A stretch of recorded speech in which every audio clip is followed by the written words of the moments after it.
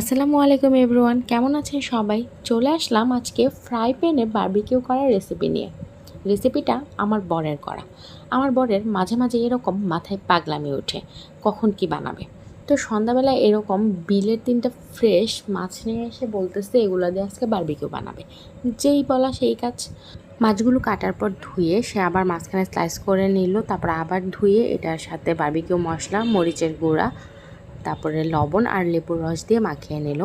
তো মাখিয়ে নেওয়ার পর আমি বললাম, এটা এখন বারবিকিউ করতে গেলে আবার কয়লা জ্বালাতে হবে, ভীষণ ঝামেলা, তার থেকে তুমি ফ্রাই প্যানে দিয়ে দাও।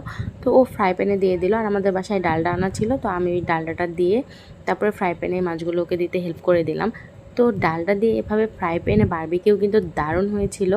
আর এটা বিলের ফ্রেশ মাছ ছিল, যেটাকে আমরা আঞ্চলিক ভাষায় নুরা আর ফ্যাকা মাছ বলি। এখানে 2টা নুরা মাছ আর একটা ফ্যাকা মাছ ছিল, আর খেতে কিন্তু দারুণ হয়েছিল।